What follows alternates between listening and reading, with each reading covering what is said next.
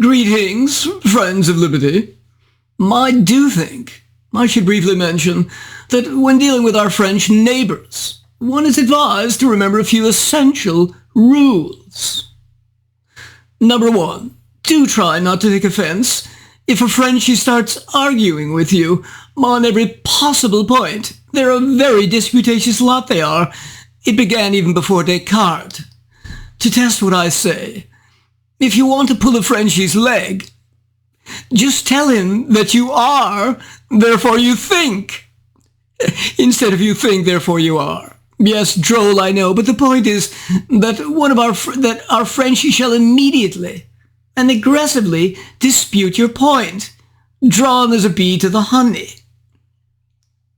Number 2, the French, being French, naturally have a rule for kissing on the cheek, of course. So again, if you want to irritate them, all you need do is manage to kiss one of their ladies of your choosing full on the lips. In the case of an aggravated husband, you can always plead ignorance of their customs. Je ne savais pas. Number 3, finally, being French, they are always a little illogical. And so you might think that you should arrive on time to dinner. Mais non.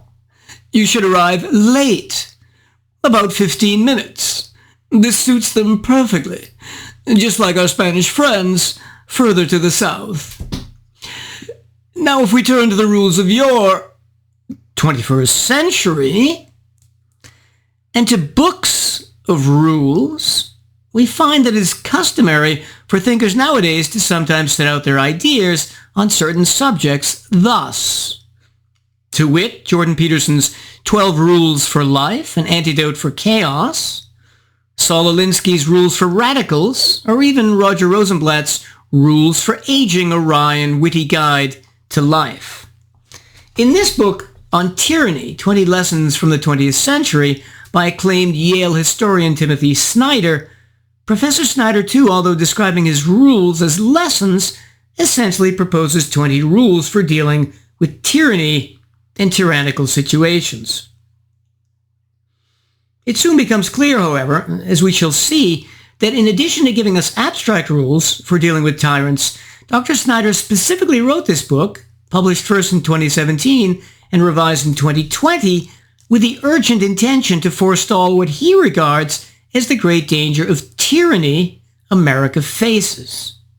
As he says, Americans today are no wiser than the Europeans who saw democracy yield to fascism, Nazism, or communism in the 20th century. And so this book combines not just history, but his interpretation of and a dire warning about the course of current events. Now, being an historically minded person, I must say that I find nothing better than to read comments, essays, or even a book by historians celebrated for his analyses of the past to see if he really has any clue how to interpret the present.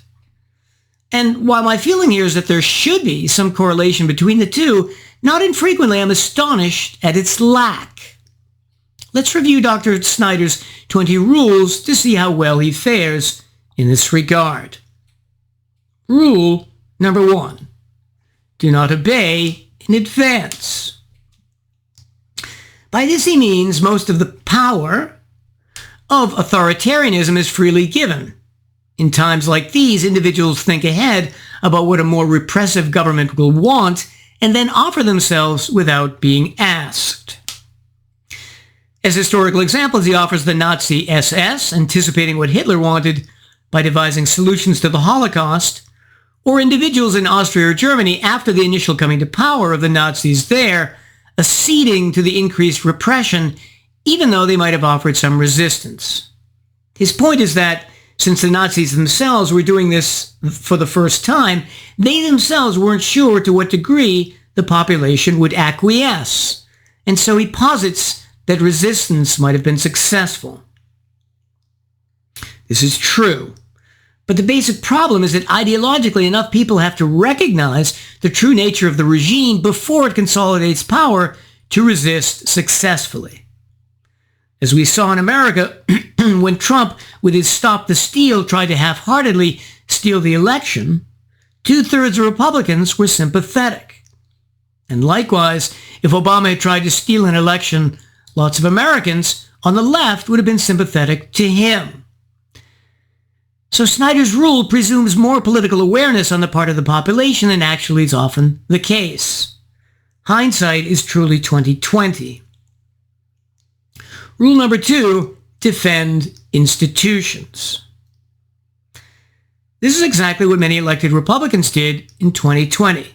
From Vice President Mike Pence to Attorney General Bill Barr to Georgia's Secretary of State Brad Raffensperger, they refused to cooperate in Trump's scheme of attempted treason. The deeper problem, however, for Snyder is the question of when we should defend institutions and when we shouldn't. So, for example, the DEA, the Drug Enforcement Agency, is an enormously tyrannical institution, prosecuting and enabling the drug war in America and other countries. It is a symbol of pure oppression, which the founding fathers, which he mentions in the first chapter, would have immediately rejected.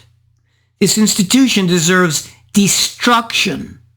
But Snyder has nothing to say about this tyranny because he never articulates the importance of the principle of protecting property rights. Rule number 3, beware the one-party state. Well, yes, but I would expand this further and mention that when one side of the political spectrum starts to control many institutions, as is happening in America today, with liberals primarily controlling the media, the schools at all levels, many businesses, many philanthropies, the artistic communities such as Hollywood, administrative agencies of the government like the FBI, EPA, and even now increasingly the armed forces, that this kind of one-party country is dangerous. But he has nothing to say about this more fundamental danger to American institutions and the possibility that, with many institutions becoming more liberal, it may lead exactly politically to a one-party state. Rule number 4. Take responsibility for the face of the world. Now, this is very vague. What could he possibly mean? He says, the symbols of today enable the reality of tomorrow. Notice the swastikas and the other signs of hate. Do not look away and do not get used to them. Remove them yourself and set an example for others to do so. The problem is that one must first recognize the evil to fight it. So I would ask him about BLM. Did he recognize its evil alliance with government? How it was privileged by the state to avoid the rules of lockdown so that it could burn billions in property, could loot throughout communities, both white and black, and so that it could kill over a dozen people. The black-clad and anonymous thugs of Antifa roaming the streets of America, like the brown shirts in Nazi Germany, as democratic administrations in many democratic cities stood by and let them, and let BLM paint the sidewalks in New York with the letters of their organization. Did Snyder ever raise a voice against this liberal tyranny and take responsibility for the face of our world? Rule number 5, remember professional ethics. As an example, he says, lawyers were vastly overrepresented among the commandos of the Einsatzgruppen, the special task forces who carried out the mass murder of Jews, gypsies, Polish elites, communists, the handicapped, and others. I will resist the urge to make a lawyer joke here. Again, this is nice in theory. Who could possibly object? But can Snyder himself recognize what's happening in many institutions of America? With government, by its Title 7 and 9 of the Civil Rights Acts, and its funding of a multiplicity of PC and woke college departments for close to a half century, cramming CRT and DI ideology down the throats of millions of Americans in the workplace? Is that professional? And also how hospitals throughout the country are enabling the tyranny of the trans movement to mutilate the bodies of underage women and men? Has he ever spoken out about this corruption of professional ethics enabled by liberal and woke ideology? Rule number 6, be wary of paramilitaries. So by this point in the book, he starts focusing specifically on Trump, and his full purpose in writing becomes obvious. to oppose what he regards as Trump the tyrant. So he says in this regard, Nazi stormtroopers began as a security detail clearing the halls of Hitler's opponents during his rallies. And then he says, Novel in 2016 was a candidate who ordered a private security detail to clear opponents from rallies and encourage the audience itself to remove people who express different opinions. Now, this is quite amusing given that in recent years, liberals much more than conservatives have shouted down their opponents in venues ranging from public discussions to hundreds of times in the modern intolerant colleges throughout America, with college administrators simply standing by and doing nothing. Hundreds of times, liberals in their institutions expressing their pure hatred of free speech. And largely, Trump and his security detail were reacting to this liberal expression of tyranny and intolerance by making sure that Trump's words could at least be heard by attendees at his own rallies. Rule number 7, be reflective if you must, be armed. What does he mean here? He's referring to if you're an armed representative of the state. And so he says every large-scale shooting action of the Holocaust involved the regular German police. In the rare cases where they refused these orders to murder Jews, policemen were not punished. He continues, some killed from murderous conviction, but many others who killed were just afraid to stand out. Without the conformists, the great atrocities would have been impossible. So I doubt the correctness of his historical interpretation here, in which he's trying again to imply that if individual policemen had simply refused to shoot, the Holocaust, or at least that part of it done by the Einsatzgruppen, could have been avoided. No, Hitler and the SS surely would have punished nonconformists if enough of them had disobeyed orders. Rule number 8, stand out, someone has to. He gives here, for example, among others, the case of Rosa Parks, saying, remember Rosa Parks. The moment you set an example, the spell of the status quo is broken and others will follow. I guarantee you this won't work in Bergen-Belsen, Auschwitz, or Dachau. What he's doing is choosing an example historically where America, largely rights-respecting country, was ready for change. In that context, it's true resistance can be productive. But in other contexts, it can be suicidal. And each person has to choose whether he wants to give up his life for a purely symbolic act. Some Jews made it through the concentration camps only because they made sure they didn't stick out or stand out. Rule number 9, be kind to our language. He continues by saying, avoid pronouncing the phrases everyone else does. Think up your own way of speaking, even if only to convey that thing you think everyone is saying. Make an effort to separate yourself from the internet. Read books. I would say that while reading books is obviously good, as anyone who frequents this channel likely agrees with, as a method of combating tyranny, this is very indirect. Rule number 10, believe in truth. He expands on this by saying, to abandon facts is to abandon freedom. If nothing is true, then no one can criticize power, because there is no basis upon which to do so. If nothing is true, then all is spectacle.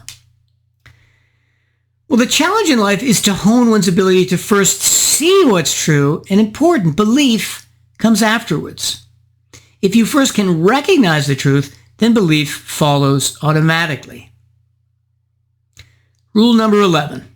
Investigate. Figure things out for yourself.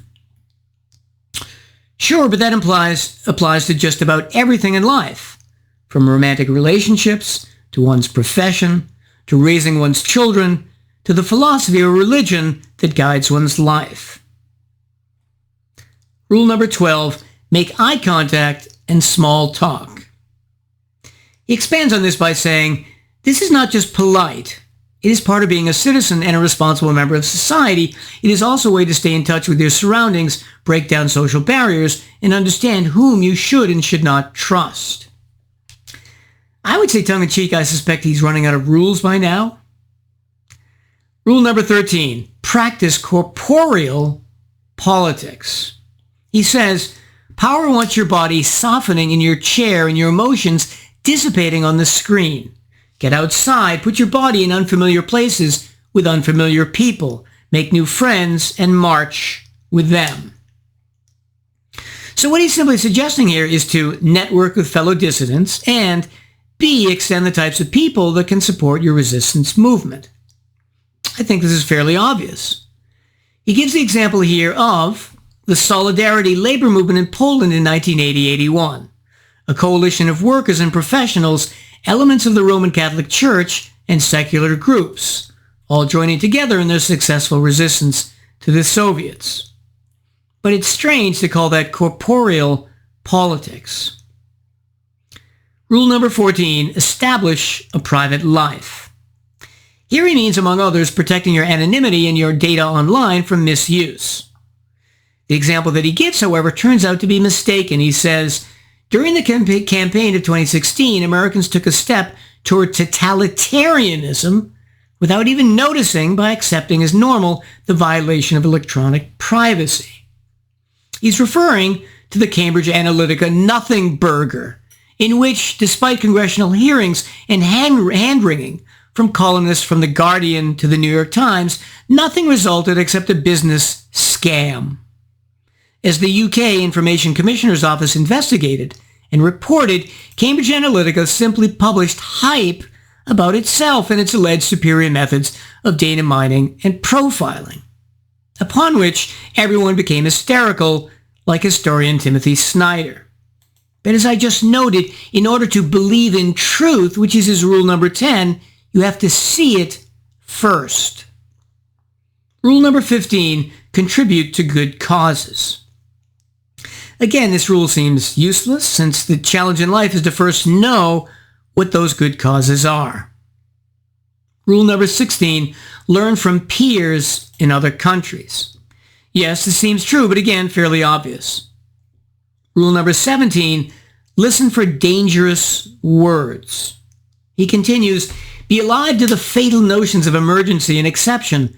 Be angry about the treacherous use of patriotic vocabulary. This is true, but the left is just as much to blame as the right. I wonder what he had to say about President Biden's use of COVID, both to encourage lockdowns everywhere, damaging American society profoundly thereby, and then in addition, Biden's prolonging of the alleged COVID emergency, while increasing the national debt by throwing huge amounts of cash to Americans. He thereby created inflation, made people unwilling to return to work, unconstitutionally flouted the Supreme Court decision about eviction moratoriums, damaged businesses everywhere, many of which never recovered, and damaged children by robbing them of their education. All this President Biden did in his hysterical response to COVID. Did the liberal Snyder ever call these liberal tyrannical actions and dangerous words out? Rule number 18. Be calm when the unthinkable arrives. Modern tyranny is terror management.